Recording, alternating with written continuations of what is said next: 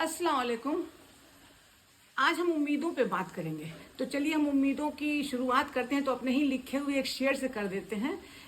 हम एक उम्र गुजार दी हमने सीखने में ये सबक, एक उम्र गुजार दी हमने सीखने में ये सबक, हमारी ही उम्मीदें देती हैं दिल पर गहरे ज़र्ब।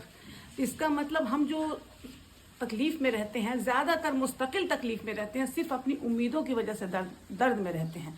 इसलिए कि हमारे इर्द गिर्द जितने भी लोग हैं, जैसे मान लीजिए हमारा बच्चा है, हमारा शौहर है, हमारे भाई बहन हैं, उनसे हम बहुत सारी उम्मीदें बांध लेते हैं। जैसे कि मान लीजिए आज हम छोटी सी एक मिसाल देंगे अपने बच्चे की। 11 साल का बच्चे को अगर हम बोलते हैं कोई काम कर दो तो वो फौरन मना कर देता है। जब मना कर देता है तो हम झुंझला जाते हैं और उससे बोलते हैं अरे ये तो माँ बाप का कहना मानना तुम्हारा फर्ज था, तुम बहुत बदतमीज हो गए हो, तुम कहना नहीं सुनते हो बड़ों का।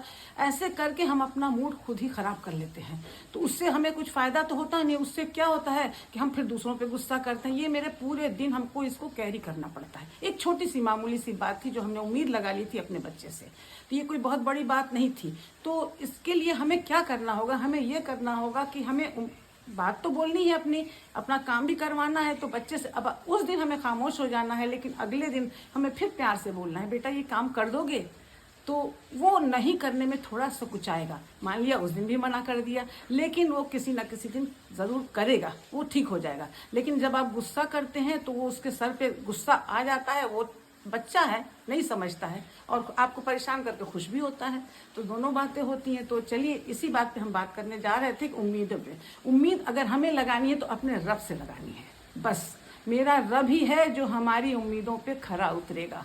बस उसकी पाबंदी हमें इतनी रखनी है कि अपने 5 वक्त की नमाज हमें पाबंदी से अदा करनी है।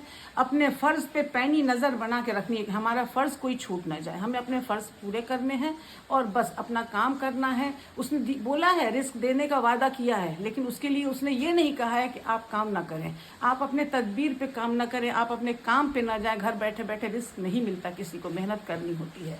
तो बस अपने रब से उम्मीदें लगाएं, वो हमारी हर उम्मीदें पूरा करता है। अपने नमाज में बैठें, अपने जितनी उम्मीदें हैं उससे लगाइए। कहते हैं ना कि दरवाज़ा अगर खटखटाना जाए रोज़ तो दरवाज़ा खुल ही जाता है। तो हम भी जब दुआएं नमाज में बैठते हैं और अल्लाह से दुआएं मांगते हैं और अपनी ख्वाहिशात आसमान की बुलंदियों पे छोड़ देते हैं, जाओ अल्लाह पाक के सामने जाओ और हमें हमारी दुआओं को बोलते हैं। मेरी दुआएं जाके उसके पास गिड़गिड़ाती हैं और मुस्तकिल दरवाज़ा खटखटाने से तो दरवाज़ा खुलेगा ही ना।